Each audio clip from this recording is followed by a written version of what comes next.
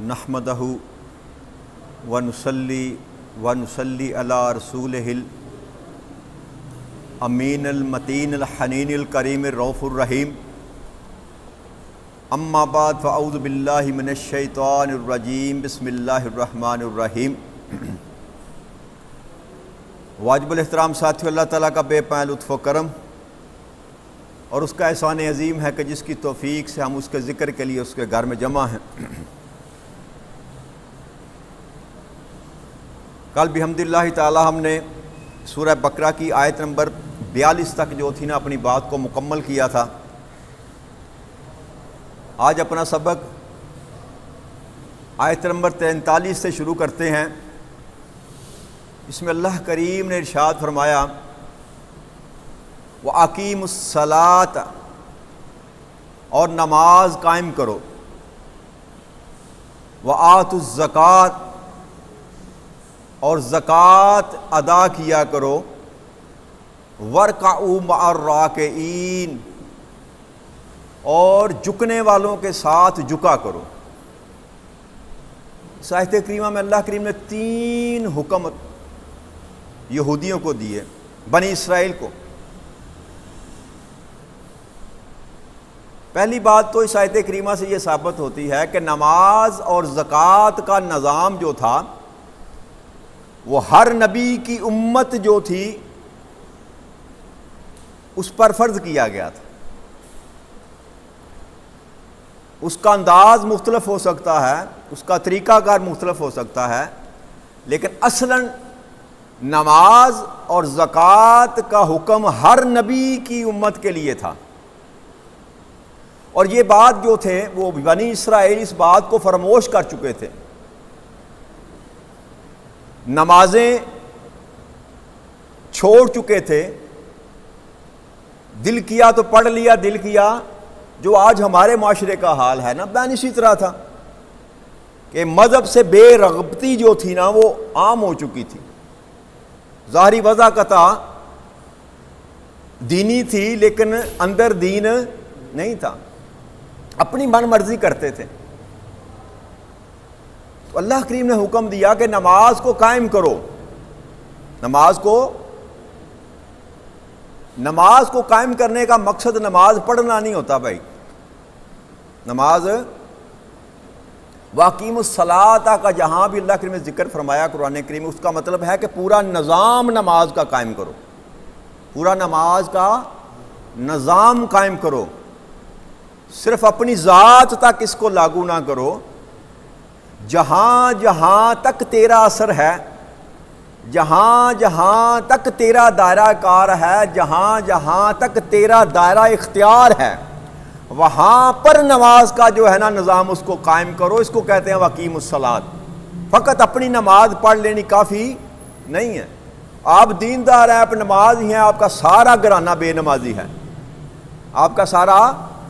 تو یہ نماز قائم کرنے کی بات جو اللہ کریم کر رہا ہے نا، یہ نہیں ہے کہ آپ بس اپنی ذات کو دیکھیں کہ میں بس میں نماز پڑھ لی تو باقی ستے خیرن ہے، یہ بات قابل قبول نہیں ہے۔ وَأَقِیمُوا الصَّلَاةَ، نماز کا نظام قائم کرو، کہ فقط اپنی ذات کی فکر کرنا ہی کافی نہیں ہے، یہ منشا الہی نہیں ہے۔ اپنے آپ کو دوزخ سے بچانا یہ تو ضروری ہے، لیکن آقا کی امت کو دوزخ سے بچانا یہ بھی تو فرض ہے نا جی۔ یہ ہر مسلمان پر فرض ہے کہ آقا کے ہر امتی کو دوزخ سے بچانے کی فکر کرے۔ اسی لیے مبلغ کہا گیا نا ہر مسلمان کو۔ ہر مسلمان یاد رکھیے گا، جس کو اللہ نے اسلام پر پیدا کیا وہ پیدائشی مبلغ بھی ہے، مجاہد بھی ہے۔ نہ مجاہد بننے کے لیے اسے کسی سے سند لینے کی ضرورت اور نہ مبلغ بننے کے لیے سند لینے کی ضرورت ہے۔ جس قدر استعداد اللہ کریم نے آپ کو عطا فرمائی ہے، جتنا آپ بول سکتے ہیں بھائی اتنا تو کہہ سکتے ہیں نا یار نماز پڑھا کرو۔ اس میں کون سا آپ کو جو سند چاہیے کسی مدرسے کی، کسی یونیورسٹی سے آپ کا فارغ التحصیل ہونا ہے اس معاملے میں کہ آپ اپنے دوستوں کو، اپنے بچوں کو، اپنے گھر والوں کو، اپنے ہمسایوں کو، اپنے رشتہ داروں کو یہ تو کہہ سکتے ہیں یار نماز پڑھا کرو یہ، اور اس سے متعلق پوچھا جائے گا، اس کے متعلق پوچھا جائے گا کہ خود تو تم نمازی تھے، کہ جن کے ساتھ تیرا تعلق تھا کبھی ان کو بھی تلقین کی نماز کی؟ کبھی ان کو بھی تلقین کی؟ یہ پوچھا جائے گا سوال. اس لیے فکر کرنی چاہیے کہ اگر میں اللہ نے مجھ کو توفیق دی ہے نماز پڑھنے کی تو مجھے تھوڑی محنت کرنی چاہیے. کوئی آپ کو کچھ کیا کہہ لے، اگر ایک دفعہ آپ کسی کو کہتے ہیں، 2 دفعہ کہتے ہیں، 3 دفعہ کہتے ہیں، بھائی پڑھنی نہ پڑھنی اس کی مرضی ہے. آپ اپنی ذمہ داری سے فارغ ہو جائیں. آپ اپنی ذمہ داری تبلیغ کریں، اللہ اور اللہ کے رسول کا پیغام پہنچائیں. عمل کرنا یا نہ کرنا یہ اگلے کی مرضی ہے. اس کی بابت آپ سے سوال نہیں کیا جائے گا کہ وہ نمازی کیوں نہیں بنا، وہ نمازی کیوں نہیں بنا، اس کا سوال نہیں کیا جائے گا. ہاں تیرے اب جو بچے ہیں انسان کے، ان کے متعلق سوال کیا جائے گا. جو ڈائریکٹ کفالت میں آتے ہیں، بیوی ہے، بچے ہیں، ان کا سوال کیا جائے گا کہ جب بالغ تھے، تیری کفالت میں تھے، تو تو نے نماز کیوں نہ پڑھائی. 8 سال کے بچے پر نماز کا حکم ہے کہ اس کو نماز سکھلاؤ، پڑھاؤ. اور 10 سال کا جب بچہ ہو جائے تو حکم یہ ہے کہ مارنا بھی پڑے تو مارو اس کو، نماز کی عادت ڈالو اس میں. یہاں پر معافی نہیں ہے. اللہ ماشاءاللہ ہم تو آزاد ہیں نا جی، ہم تو سارے ہی آزاد ہیں اس معاملے میں. بس یا دادا جی پڑھتے ہیں اگر گھر میں بزرگ ہیں، یا ابا جی بزرگ ہو گئے تو وہ پڑھتے ہیں، باقی کسی پر ابھی نماز فرض ہوئی نہیں ہے. وہ نیچے اللہ کریم خود آ کر حکم کرے گا تو تب ہم پر فرض ہوگی. تو اس سے باز آ جائیں. یہ بہت سخت سوال ہوگا، قبر میں بھی اس کا سب سے پہلا سوال ہوگا نماز کے متعلق. اور جو نمازی نہیں ہے نا، اس کا اللہ کے ساتھ کوئی تعلق نہیں ہے. یاد رکھیے جو میں نے پرسوں یا ترسوں بات کی تھی کہ آقا کی واضح حدیث مبارک ہے کہ ایمان والے اور بے ایمان کے درمیان فرق نماز ہے. انسان کے اور اس کے کفر کے درمیان فرق کیا ہے؟ نماز ہے. اس لیے اس کو ہلکا نہ جانے. تو اللہ نے نماز قائم کرنے کا حکم دیا اور زکوٰۃ دینے کا، کہ جو کچھ میں نے تجھے دیا ہے وہ جو نصاب ہے نا، یہ اس کی بات کی جا رہی ہے. ایک ہے مما رزقناہم ینفقون، جو کچھ بھی میں نے تجھ کو دیا اس میں سے بس خرچ کر. کتنا خرچ کر یہ کھلا چھوڑ دیا اللہ کریم نے. لیکن زکوٰۃ کا نصاب کام کیا ہے. ہر 40 کے بعد 1 روپیہ، 100 کے بعد 2.5 روپے. جی یہ نصاب کی بات کی جا رہی ہے کہ سال بعد کم از کم یہ تو کرو نا کہ نصاب کے مطابق انفاق کرو.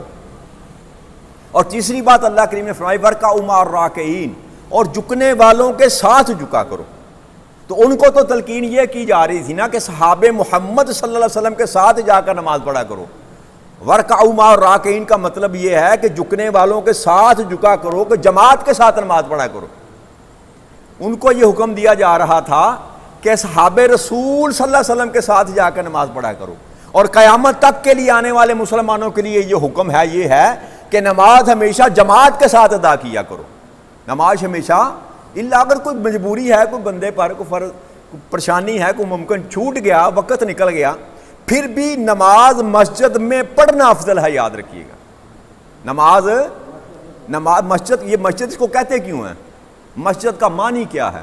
سجدہ کرنے والی جگہ. مسجد کہتے ہیں سجدہ کرنے والی. تو کیوں بنائی گئی؟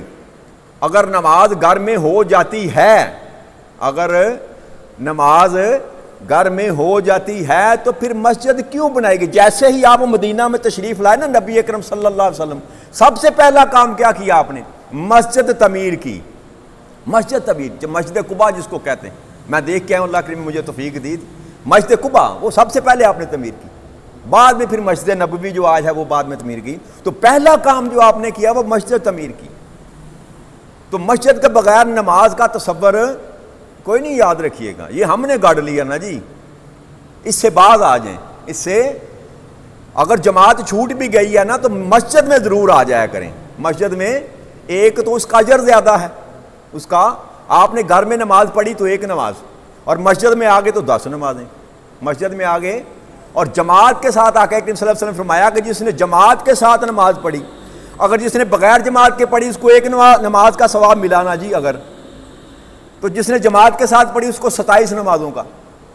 تو اگر مسجد میں پڑھی تو 10 نمازیں، جماعت کے ساتھ پڑھی تو 270 نمازیں. اب آپ کاؤنٹنگ کرتے چلے جائیں نا. یہ اللہ کی رحمت ہے. یاد رکھیے گا یہ اللہ کی، کہ جماعت کے ساتھ پڑھیں گے تو 70 گنا آپ کو زیادہ ثواب ملے گا. نماز تو آپ نے ایک ہی پڑھی. اس کا مقصد کیا تھا؟ اس کی حکمت کیا تھی؟ لوگوں کو راغب کرنا، ترغیب دینی کہ جماعت کے ساتھ پڑھا کرو، جماعت کے ساتھ پڑھا کرو. اس لیے کوشش کیا کریں، باقی سارے کام دھندے دنیا کے چلتے رہتے ہیں، نماز کوشش کیا کریں جماعت کے ساتھ. بھائی ایک مسجد میں 1:30 بجے ہوتی ہے، کسی میں 1:45 ہوتی ہے، کوشش کریں جہاں ملتی ہے جماعت نا وہاں جماعت کے ساتھ پڑھیں. اور اگر 2 بندے اکٹھے ہو گئے نا، ہم شرماتے ہیں، اگر 2 انسان اکٹھے مسجد میں ہو گئے تو جماعت کرایا کریں، ایک آگے کھڑا ہو جائے کرے، ایک اس کے ساتھ دائنی طرف 1 فٹ پیچھے اس کے پاؤں سے ساتھ پیچھے پاؤں ملا کر کھڑا ہو جائے اور جماعت کے ساتھ نماز پڑھا کریں. اتنا ہی ثواب ملے گا جتنا 100 بندے کی جماعت کا ہوتا ہے. 2 بندے بھی اکٹھے ہو جائیں تو جماعت کے ساتھ نماز ادا کیا کریں. اور امامت کرانے کے لیے کوئی اسپیشل شرط کی ضرورت نہیں ہے. جس کی اپنی نماز ہو جاتی ہے نا جی، یاد رکھیے گا، جس بندے کی اپنی نماز ہو جاتی ہے وہ جماعت کرا سکتا ہے. ہاں فرق یہ ہے کہ اگر 3 4 5 7 آدمی ہیں تو ان میں فضیلت دیکھی جائے گی. علم کے لحاظ سے افضل کون ہے؟ اگر علم میں برابر ہیں تو پھر شریعت کے تابع داری میں کرنے والا داڑھی کے بغیر ہے اور داڑھی والا ہے تو داڑھی والے کو ترجیح دی جائے گی. اور اگر داڑھی والا ہے اور علم نہیں ہے اور بغیر داڑھی کے ہے اور علم والا ہے تو پھر علم والے کو ترجیح دی جائے گی. علم والے کو بھائی داڑھی رکھی ہوئی ہے اور قرآن کی تلاوت ہی نہیں کر سکتا تو پھر وہ امامت کرانے کے قابل نہیں ہے. تو پھر جو قرأت کر سکتا ہے، جو تلاوت کر سکتا ہے، چاہے اس کی داڑھی، تلاوت قرآن کریم کا جو علم ہے وہ افضل ہے، داڑھی سے اس کی فضیلت زیادہ ہوگی. لہذا گھبرایا نہ کریں، شرمایا نہ کریں. بندہ آپ کے 2 بندے ہیں کہ یار آؤ میں جماعت کراتا ہوں، یا بھائی جان آپ جماعت کرائیں، اس میں کون سی شرم ہے؟ تو فائدہ ہو گیا نا جی. جہاں آپ کو ایک ملنا تھا وہاں 27 مل گیا آپ کو، اور اللہ کا حکم بھی پورا ہو گیا، ورکعوا مع الراکعین، کہ رکوع کرنے والوں کے ساتھ رکوع کرو. اس لیے اپنی عادت بنا لیں جماعت کے ساتھ نماز پڑھا کریں. آقا کریم صلی اللہ علیہ وسلم فرمایا، یہ صحیح بخاری کی حدیث ہے، جلد اول حدیث نمبر 623، کہ اگر اللہ آقا فرماتے ہیں کہ اگر لوگوں کو معلوم ہو جائے نا کہ اذان کے بعد پہلی صف میں کھڑے ہونے کا کیا ثواب ہے یا کیا اجر ہے، پہلی صف میں کھڑے ہونے کا کیا اجر ہے، تو اگر پہلی صف میں کھڑے ہونے کے لیے قرآن دادی بھی کی جائے تو وہ قرآن دادی کرنے پہ بھی تیار ہو جائیں، لیکن پیچھے ہٹنے کے لیے تیار نہ ہو. پیچھے ہٹنے کے لیے پہلی صف کی جو فضیلت ہے، اور اسی درجہ بدرجہ جو امام کے ساتھ جو جڑے ہوتے ہیں نا، یہ امام ہے اس کے ساتھ دائیں طرف پہلا، پھر بائیں طرف پہلا، پھر دائیں طرف دوسرا، پھر یہ جتنا امام کے قریب ہے نا اس کی فضیلت زیادہ ہے، فضیلت زیادہ ہے. اس لیے پہلی کوشش کرنی چاہیے پہلی صف میں کھڑے ہوں، کوشش کرنی چاہیے پہلی صف میں کھڑے ہوں. اس میں اللہ کی رحمتیں زیادہ ہیں، رحمتیں. حکم ہے نا کہ نیکی میں بڑھ چڑھ کر حصہ بڑھو، ایک دوسرے سے بڑھنے کی کوشش کرو، نیکی میں ایک دوسرے کی، اس میں حسد کرنا چاہیے، اس میں رشک کرنا چاہیے نیکی کے کام میں، کہ مجھ سے آگے کیوں نکل گیا، یہ مجھ سے آگے کیوں نکل گیا، میں اس سے آگے نکلوں گا نیکی کے کام میں. تو اللہ کہتا ہے کہ اکٹھے ہو کر نماز پڑھا کرو. اور پھر جماعت کو ترک کرنے کی جو وعید بڑی سخت، میں نے پرسوں شاید حدیث مبارک پہ بیان کی تھی کہ آقا نے فرمایا کہ میرا دل کرتا ہے کہ اذان ہو، میں کسی کو امامت پر کھڑا کروں اور لکڑیاں اکٹھی کروں اور ان گھروں کی طرف نکل جاؤں جہاں پر لوگ گھروں میں موجود ہیں، نماز کے لیے مسجد میں نہیں آتے، ان گھروں کو آگ لگا دوں اگر بچوں اور عورتوں کا مجھے خیال نہ ہو. کہ جماعت کے ساتھ نماز نہ پڑھنا کتنا قابل قبول ہے نبی اکرم صلی اللہ علیہ وسلم کا. آپ خود اس کا آپ اندازہ کر لیں کہ آقا اس گھر کو آگ لگانے کے لیے تیار ہیں، کہ جو مسجد میں آواز سن کر بھی حی علی الصلاۃ کی گھر سے نکلا نہیں ہے. کہتے ہیں آقا فرماتے ہیں اگر مجھے بچوں اور عورتوں کا خیال نہ ہو تو ایسے گھروں کو میں آگ لگا کر جلا دوں. اس لیے فکر کرنی چاہیے خالی نماز پڑھنے کی نہیں، با جماعت نماز پڑھنے کی، یا کم از کم مسجد میں نماز پڑھنے کی کوشش کرنی چاہیے. اس کے بعد اللہ کریم نے حکم دیا وَأَتَأْمُرُونَ النَّاسَ بِالْبِرِّ وَتَنْسَوْنَ أَنفُسَكُمْ، اور تم نیکی کی تلقین کرتے ہو لوگوں کو لیکن خود عمل نہیں کرتے، خود عمل نہیں کرتے. وَأَنْتُمْ تَتْلُونَ الْكِتَابَ، حالانکہ تم کتاب پڑھتے بھی ہو، کتاب پڑھتے بھی ہو. افلا تعقلون، تم عقل کیوں استعمال نہیں کرتے، عقل والے کیوں نہیں بنتے. اب یہ بھی خطاب تو ان کو کیا جا رہا ہے بنی اسرائیل کو، ان کی عادت تھی کہ ان کے کوئی رشتہ دار جو اسلام قبول کر لیتے تھے نا، وہ جب بات کرتے پوچھتے تھے نا تو ان کو کہتے تھے کہ وہ حق پر ہیں، حضرت محمد صلی اللہ علیہ وسلم حق پر ہیں، ان کے ساتھ جڑ کر رہو، لیکن خود قبول نہیں کرتے تھے دین۔ اور کفار اور مشرکین جو تھے نا مکہ کے، وہ بھی یہودی علماء سے پوچھتے تھے آقا کے متعلق کہ ہمیں بتاؤ تو صحیح تمہاری کتابوں میں لکھا ہوا ہے، تو ان کو کہتے تھے کہ حق پر ہیں، لیکن خود اس پر عمل نہیں کرتے۔ اللہ اس سے منع فرما رہا کہ لوگوں کو کہتے ہو نیکی کی تلقین کرتے ہو اور خود اس پر عمل نہیں کرتے۔ آقا کریم صلی اللہ علیہ وسلم فرمایا کہ جب میں معراج پر گیا نا، معراج کی رات میں نے دیکھا کہ کچھ لوگوں کے ہونٹ آگ کی کینچیوں سے کاٹے جا رہے ہیں، آگ کی کینچیوں سے کاٹے جا رہے ہیں۔ تو میں نے پوچھا کہ یہ ان کے ساتھ معاملہ کیوں ہے؟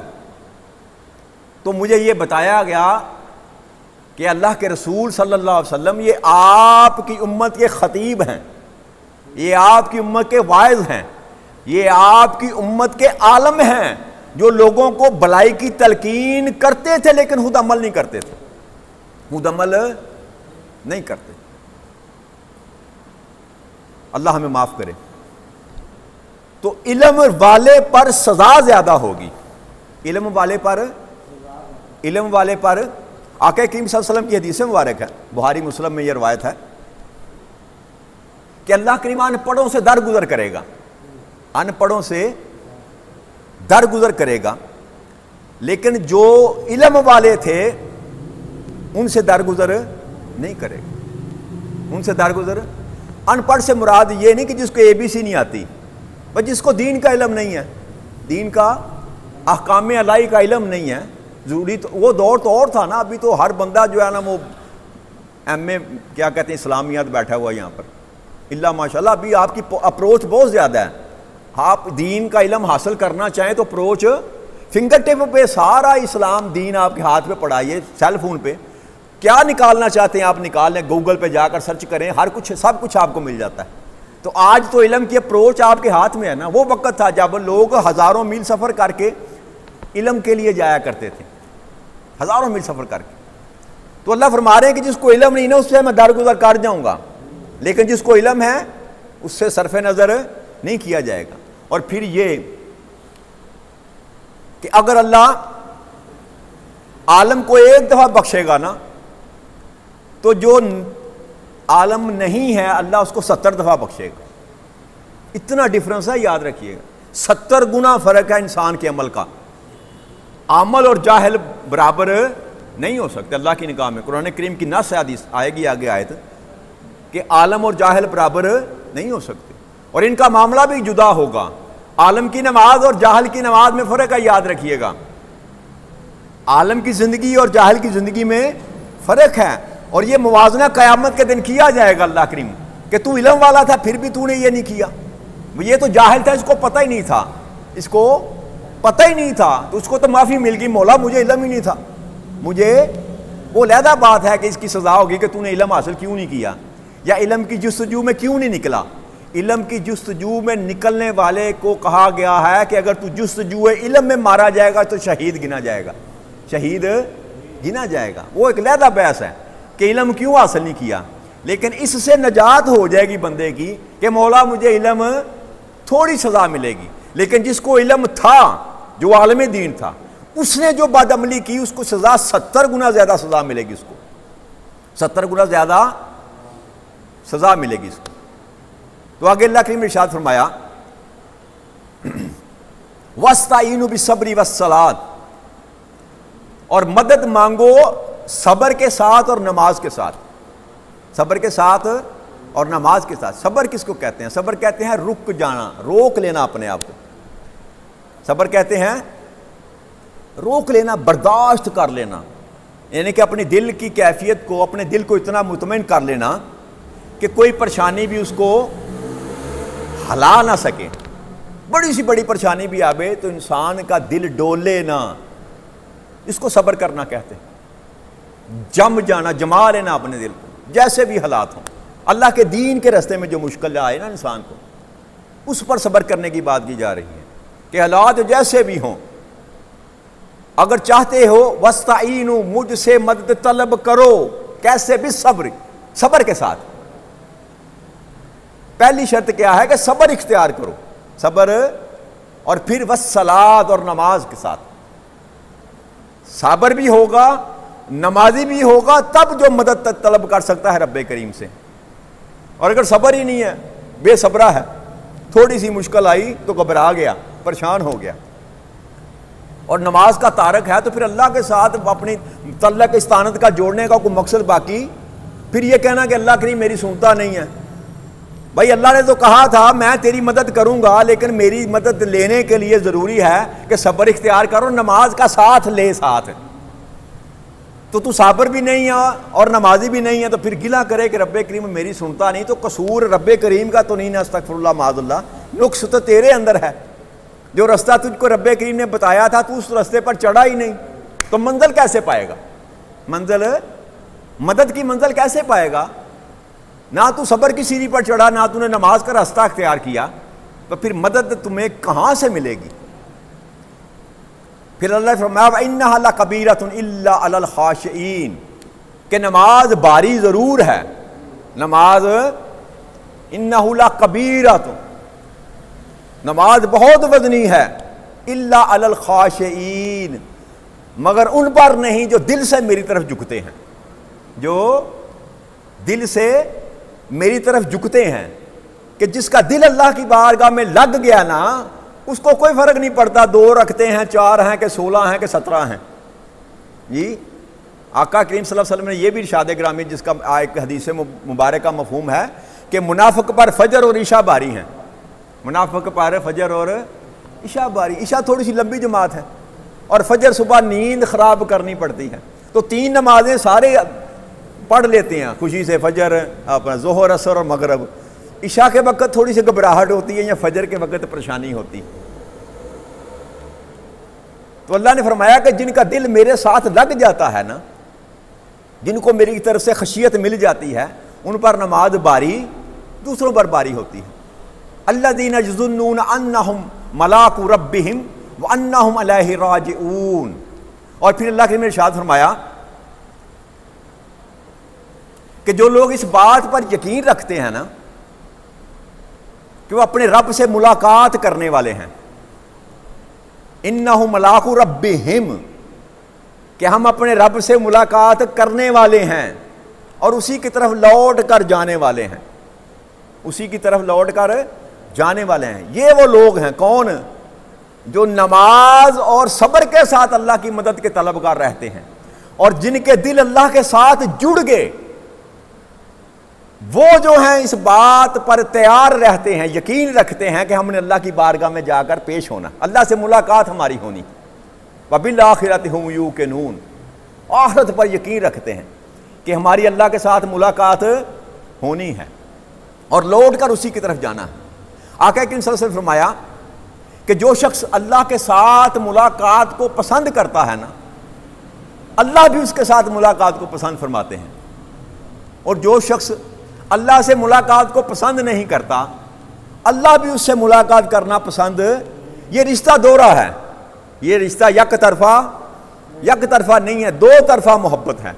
اگر تو اللہ سے ملاقات کا طالب ہے تو وہ بھی تیرے ہاتھ اشتیاق کر رہا ہے کہ میرا بندہ آئے گا، میرا بندہ آئے گا، تجھ سے ملنے کا اللہ بھی اشتیاق رکھتا ہے، لیکن جس قدر تو اشتیاق رکھتا ہے اس قدر اللہ اشتیاق رکھتا ہے، اس قدر اللہ اشتیاق رکھتا ہے۔ اور اگر تو اللہ سے ملنا نہیں چاہتا، تیرے خیال میں یہ بات نہیں ہے کہ میں نے اللہ سے ملاقات جا کے کرنی ہے، تو اللہ کو بھی تجھ سے ملنے کی کوئی حاجت ضرورت نہیں ہے، وہ تو ہے بے نیاز، وہ تو ہے ہی بے نیاز۔ عائشہ صدیقہ رضی اللہ عنہا فرماتی ہیں کہ میں نے کہا یا رسول اللہ صلی اللہ علیہ وسلم کہ یہ کیسے ہوا کہ بندہ ملاقات پسند کرنا چاہتا ہے یا نا پسند کرنا چاہتا ہے؟ تو آقا نے فرمایا کہ جب موت کا وقت آتا ہے نا، موت کا وقت آتا ہے تو جو نیک انسان ہوتا ہے نا، اس کو اس کا آخرت کا سامان دکھایا جاتا ہے، جنت دکھائی جاتی ہے، قبر میں جو ماحول اس کو میسر ہوگا نا، وہ 5 سٹار 7 سٹار جو ماحول اللہ کریم عطا فرمائے گا اپنے بندوں کو، جب وہ دکھایا جائے گا نا تو وہ خوش راضی ہو جائیں گے، تو پھر وہ ان کے دل میں اشتیاق بڑھے گا اللہ کریم سے ملاقات، وہ ڈریں گے نہیں موت سے۔ بھائی یہ تو پتہ ہے نا مرنے کے بعد اللہ سے ملنا ہے، موت کے بعد ملاقات ہے، موت سے پہلے اللہ سے ملاقات ممکن نہیں ہے۔ مرنے کے بعد ملاقات ہوگی، یہ تو یقین ہے نا۔ تو اب جو موت سے ڈرتا ہے وہ حقیقت میں اللہ سے ملاقات کرنے سے ڈرتا ہے۔ اللہ سے کیوں ڈرتا ہے؟ اس لیے کہ اس کے اعمال اس کے پاس نہیں ہے، اس نے کیا کچھ نہیں۔ اگر بندہ نافرمان ہو، بے نمازی ہو، تو پھر اللہ کے سامنے کھڑا ہونے سے گھبرائے گا تو صحیح نا۔ اس لیے ملاقات کا اشتیاق کس میں نہیں ہوتا؟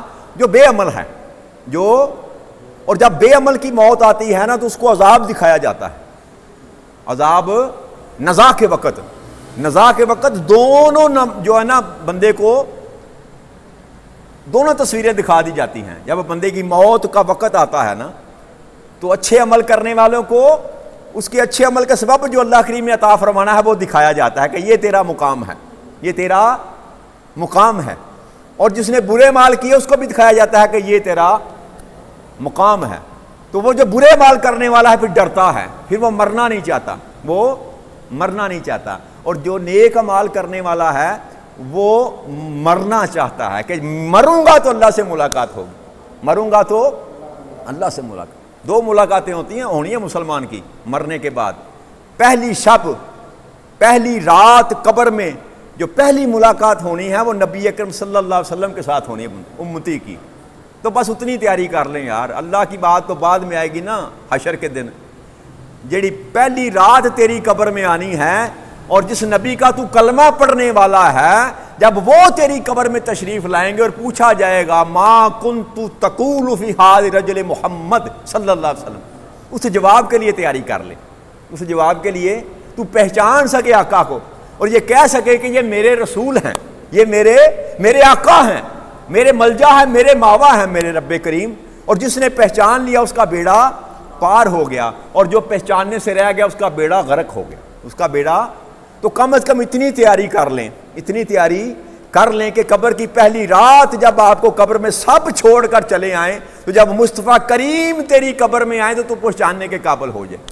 اور یہ پہچان تب ہوگی جب آپ اللہ سے وفا کریں گے اور اللہ کے رسول سے وفا کریں گے، اللہ کے حق ادا کریں گے، اللہ کے رسول کے حق ادا کریں گے، اللہ کا قرض واپس کریں گے اور اللہ کے رسول کا قرض واپس کریں گے۔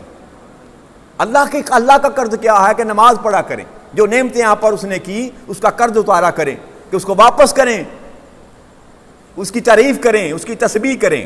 اور آقا کریم صلی اللہ علیہ وسلم کا قرض کیا ہے کہ آقا پر درود پڑھا کریں، آقا پر درود پڑھا کریں۔ پس جو نمازی ہے نا اس نے اللہ کا حق ادا کر دیا، اور جو درود پڑھنے والا ہے اس نے نبی کا حق ادا کر دیا۔ جس نے یہ دو حق ادا کر دیے اس کی قبر کی پہلی شام پر رونق ہو جائے گی اور وہ عذاب الہی سے بچ جائے گا، ورنہ بخشش کا کوئی سامان ممکن نہیں ہے۔ اس لیے عادت بنائیں، ایک تو نمازی بن جائیں، ہر حال میں نماز ادا کریں، اور جب بھی فرصت ملے آقا کریم صلی اللہ علیہ وسلم کے ساتھ اپنے تعلق کو جوڑنے کے لیے درود پاک پڑھا کریں۔ یہ ایک ایسی بات ہے جو رد نہیں ہوتی۔ اللہ کریم آپ کو اور مجھے دین محمدی پر چلنے کی توفیق عطا فرمائے۔ وما علینا الا البلاغ المبین۔ والسلام علیکم ورحمۃ اللہ وبرکاتہ۔